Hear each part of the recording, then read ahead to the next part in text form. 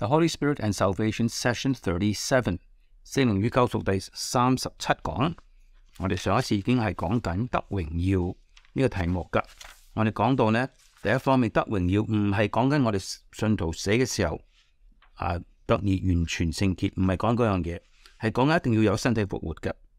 第二段就講到呢，我哋身體復活呢，得榮耀呢，係所有嘅神嘅子民一同進入的。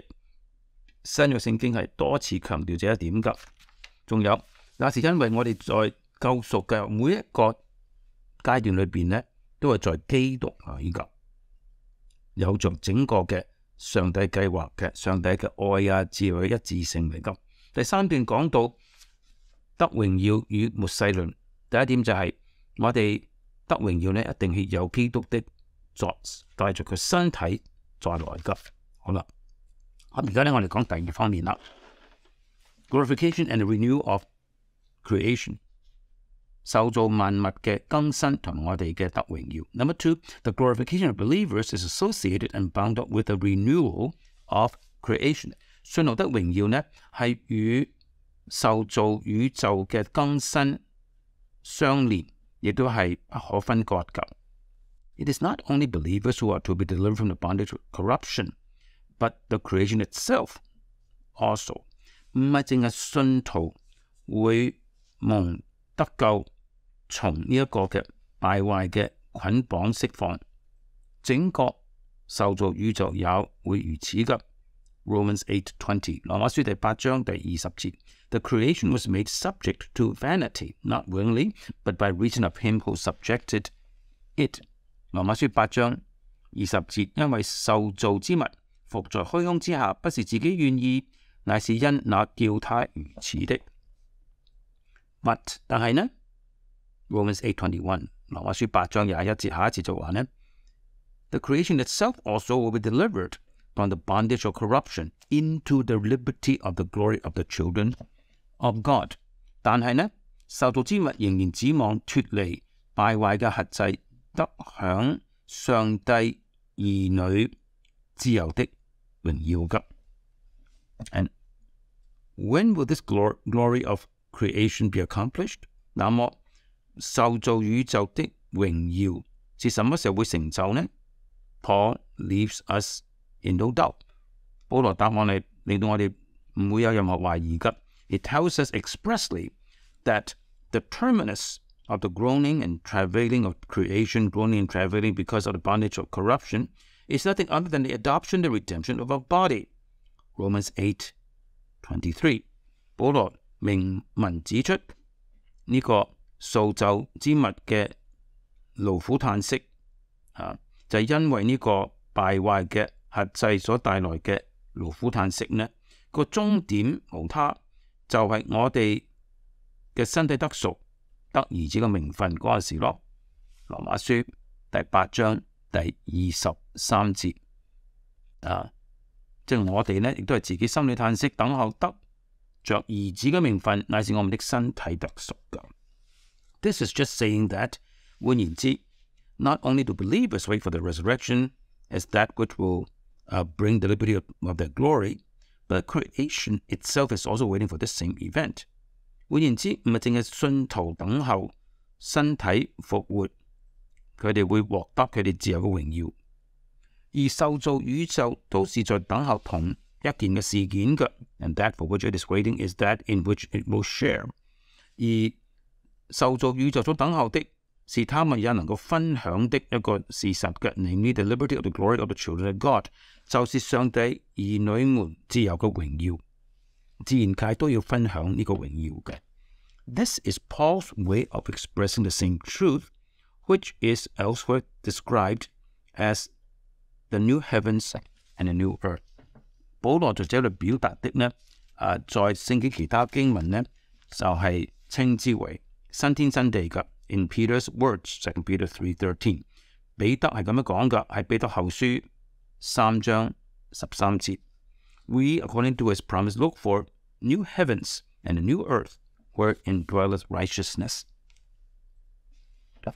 我們知道他的應許，盼望新天新地，有義居住在其中嘅。And Peter associates that cosmic regeneration with that which believers look for and hasten. 而彼得將呢個萬物的更新呢，與信徒所期待嘅事件呢，係相連嘅。The coming of the day of God, on account of which the heavens being on fire shall be dissolved, and the elements being burned up shall melt. 2 Peter 3:12 就係彼得後書第3章第12節啦。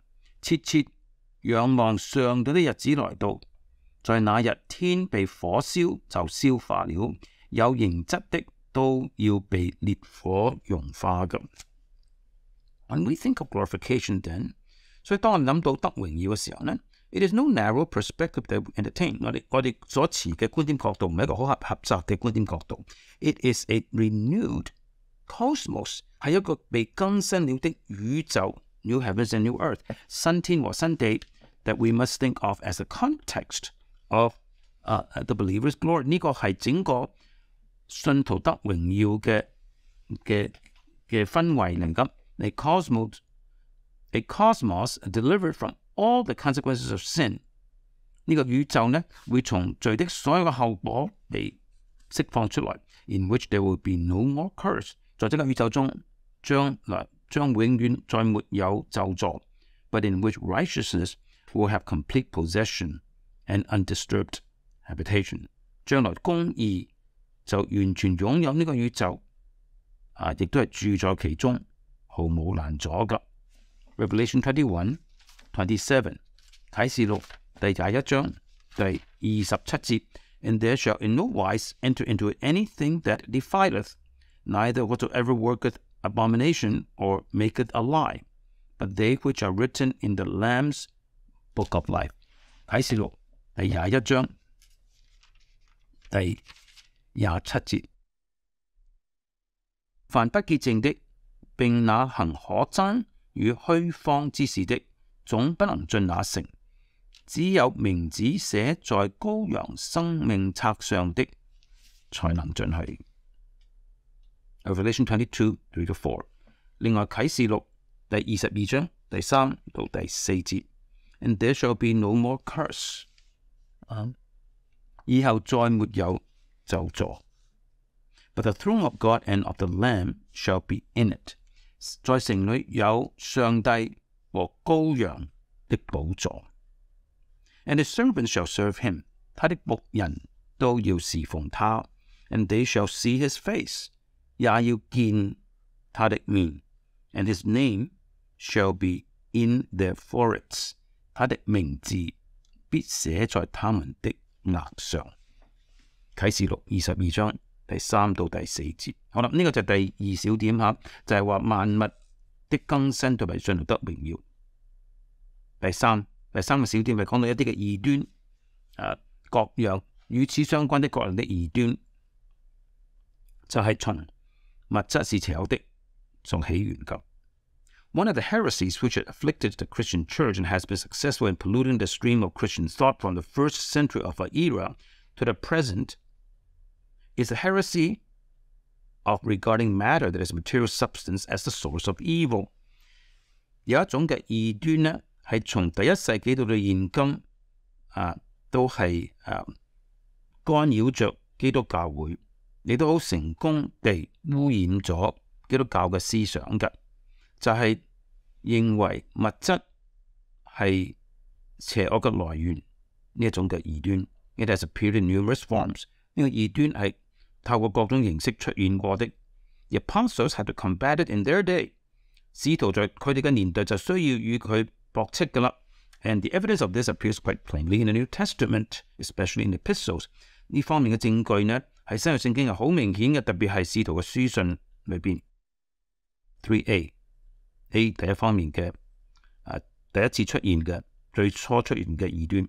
John, for example, had to combat it in a peculiarly aggravated form of denying the reality of Christ's body as one of flesh。譬如話，使徒約翰呢就必須與呢一種好嚴重嘅異端爭戰嘅。呢種異端係不承認耶穌基督的身體是真實的，是物質嘅身體嘅。And so he had to write。因此佢要咁樣寫。1 John 4:1-3，約翰一書第4章1到3節，我哋就唔讀英文啦。親愛的弟兄們，一切的靈你們不可都信，總要試驗那些靈是出於上帝的，不是，因為世上有許多假先知已經出來了。凡靈認耶穌基督是成了肉身來的，就是出於上帝的。從此你們可以認出上帝的靈來。凡靈不認耶穌，就不是出於上帝。這是那敵基督者的靈。你們從前聽見他要來，現在已經在世上了。第一種嘅異端啊，第一次出現嘅異端。The meaning of this is that the confession of Christ Jesus is the confession to the effect that he came in flesh。這裏的意思就係話呢，當我哋承認基督耶穌嘅時候呢，就係同時承認耶穌基督是肉身來降世嘅。And the denial of this is flatly a denial of Jesus。若不承認這一點，就等於完全不承認相信耶穌。In reference to that heresy, the test of orthodoxy was to confess the flesh of Jesus。所以當我哋針對呢個異端嘅時候呢，一個正統信仰嘅考驗就是一個人是否承認相信耶穌的肉體。That is to say, that he came with a material fleshly body。換言之，基督降世道成肉身嘅時候呢，是帶咗個物質嘅肉體的身體降世嘅。初期教會嘅異端。3A， 而家3B。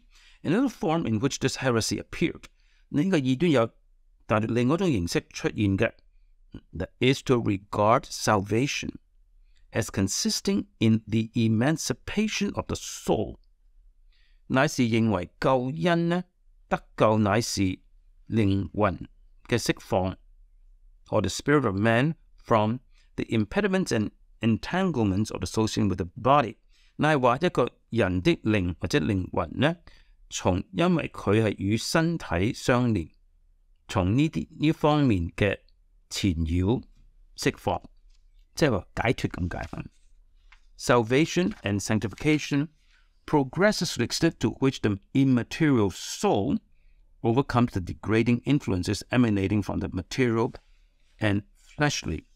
喺咩程度上，人嗰個靈魂，即係個非物質嘅魂，能夠勝過從肉體所流出嘅嗰種嘅卑賤嘅影響力？魂點解勝過咗我哋肉體嘅影響力嘅時候呢？喺嗰個程度上，一個人就係得救成聖㗎。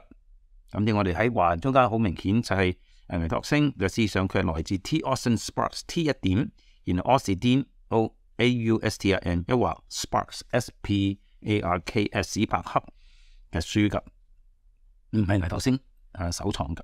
This concept can be made to appear very beautiful and spiritual。呢個概念呢，我哋嘅靈，我哋要勝過我哋嘅肉體啊咁。呢個概念可能顯得非常之美麗，非常之嘅屬靈。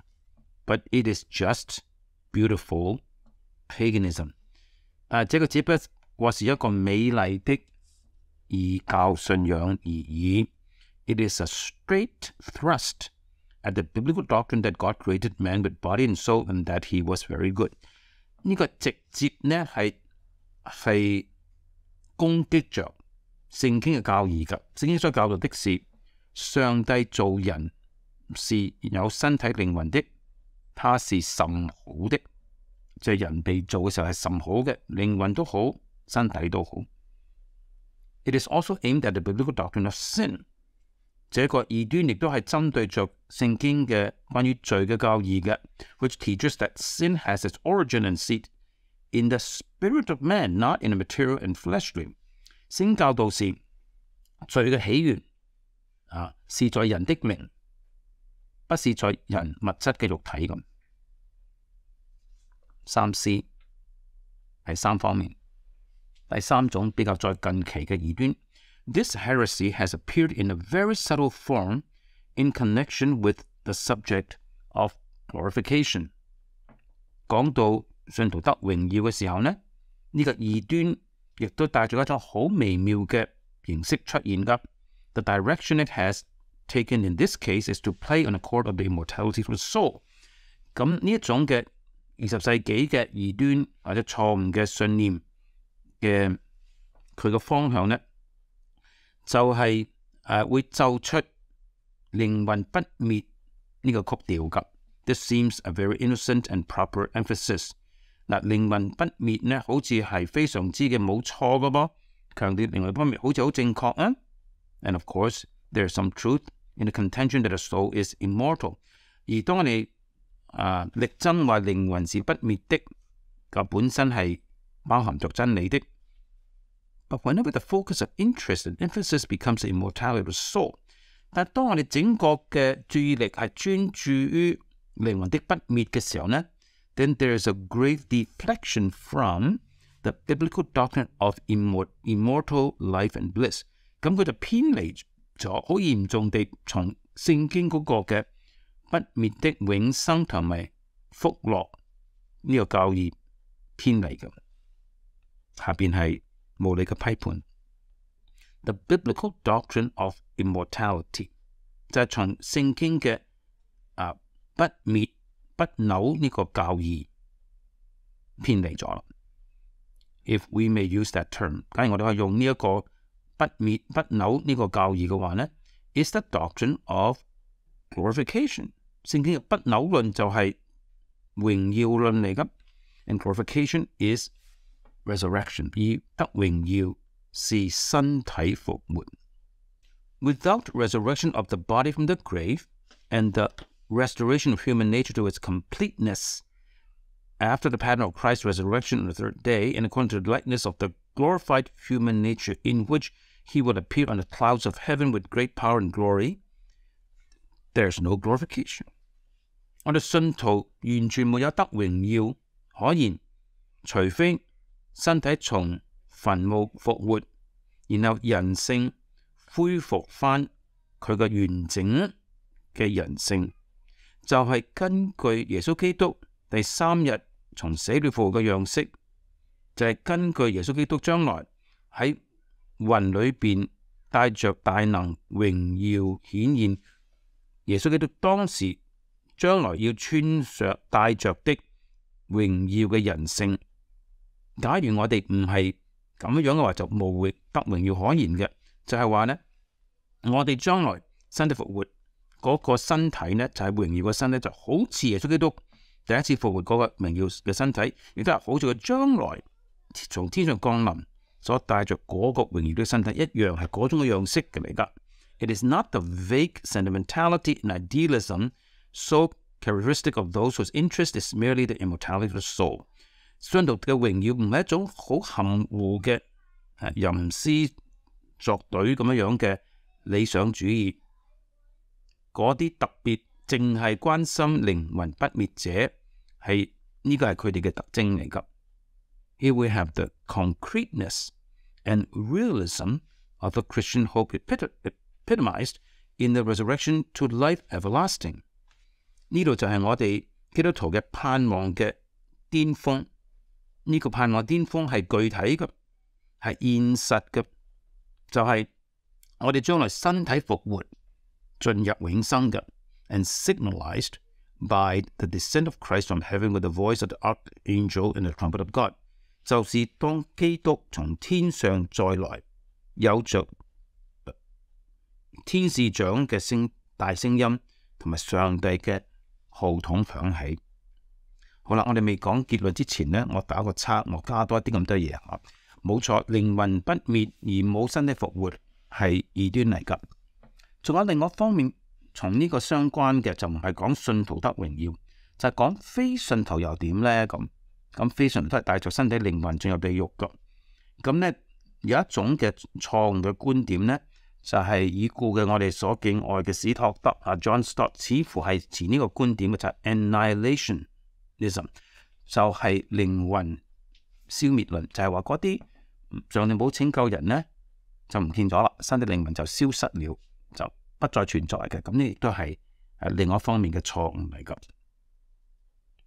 好啦，我哋而家嚟到結論啦，呢個 glorification 呢一全章嘅結論，第4段 conclusion。In like manner, the Christian's hope is not indifferent to the material universe around us, the cosmos of God's creation。同樣地，我哋基督徒嘅盼望係對我哋周圍嘅物質宇宙唔係漠不關心嘅，就係對呢一個上帝所創造嘅宇宙，我哋不是漠不關心的。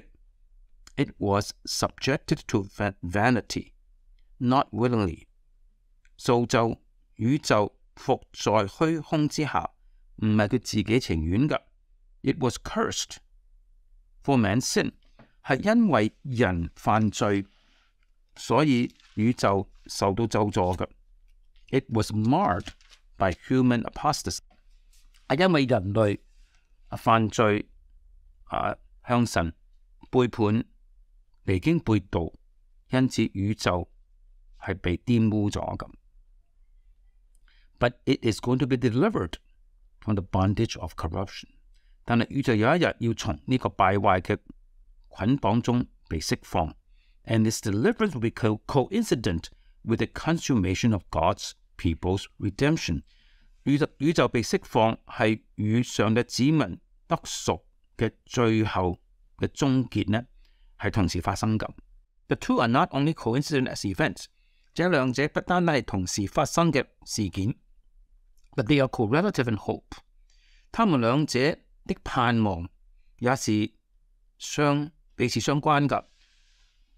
Glorification has cosmic proportions。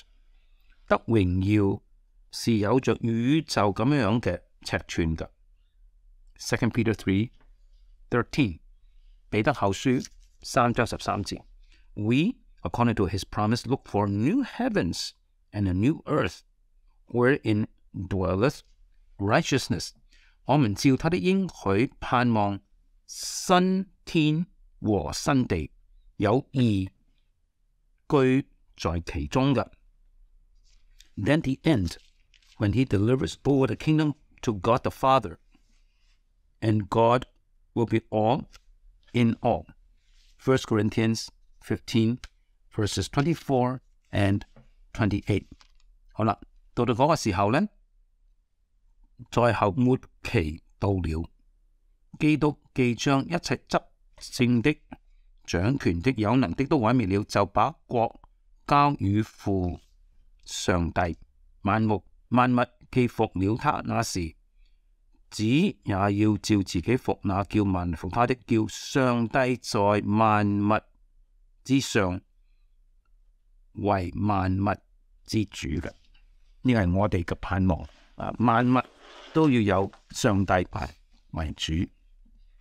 到呢度呢，無理本書呢就講完啦。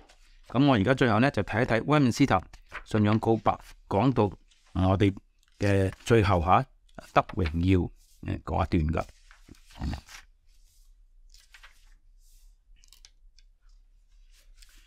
威敏斯特信仰告白第32章 Chapter 32 The state of man after death and of the resurrection of the death。 我哋特別睇第32章嘅第2段 32 Section 2。 At the last day, such as are found alive shall not die but be changed。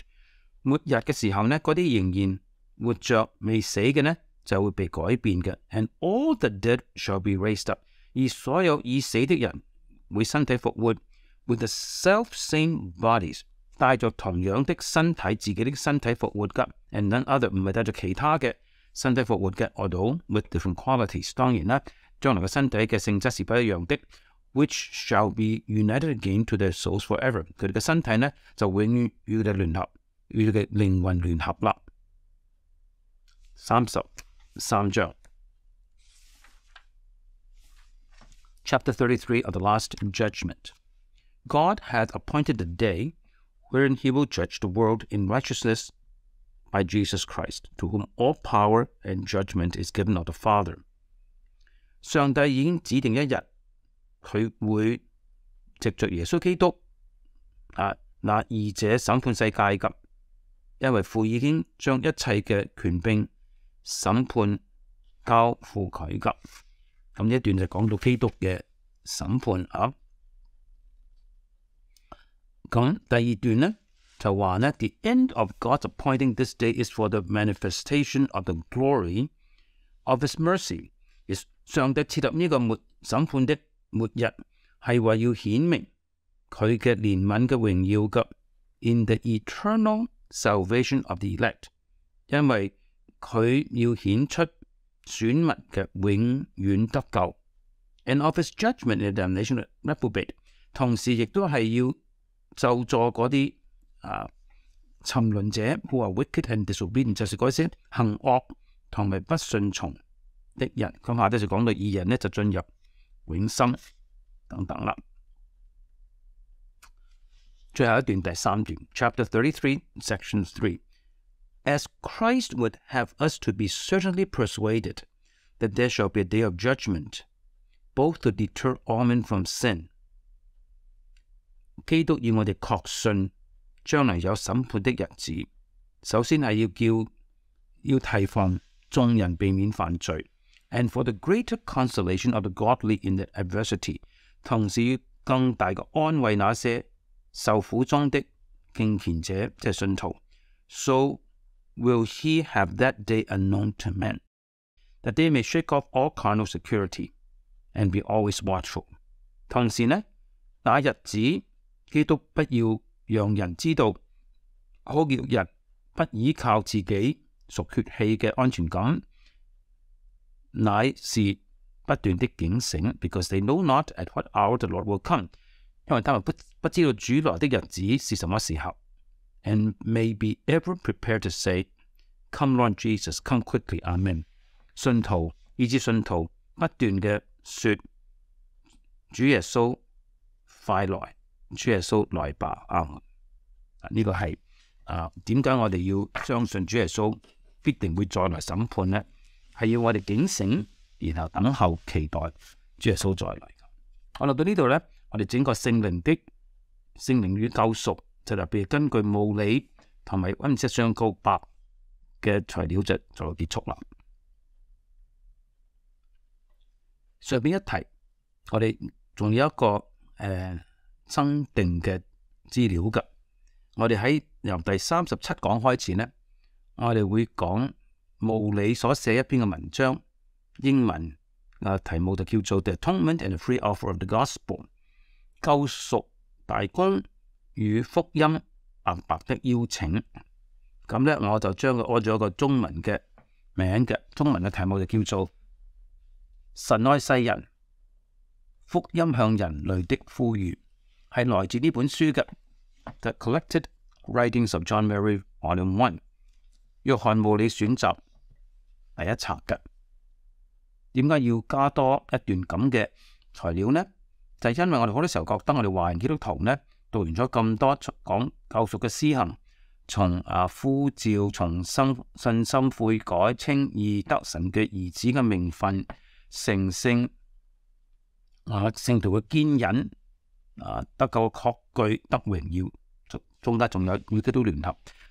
講完晒呢啲呢，大部分係講緊上帝所作的，當然都有我哋所作的嘅，但會俾一啲基督徒呢一個錯覺，唔係因為啲真理在我哋自己唔夠成熟，就全部都係神做，咁我哋攤喺度咪得咯，躺平咪得咯，唔使做嘢，都係聖靈做噶嘛。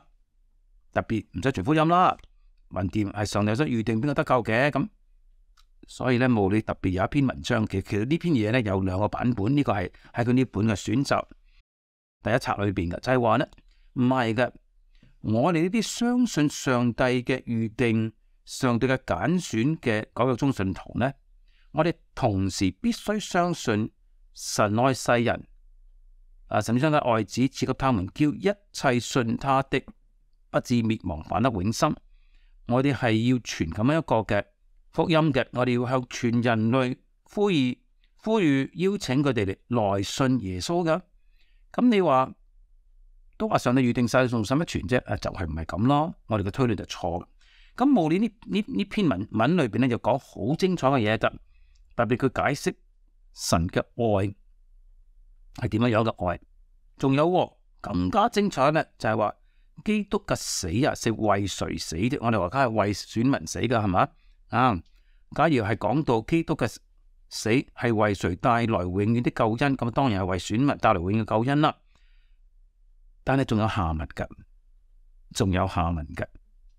基督嘅死為全人類帶來什麼呢？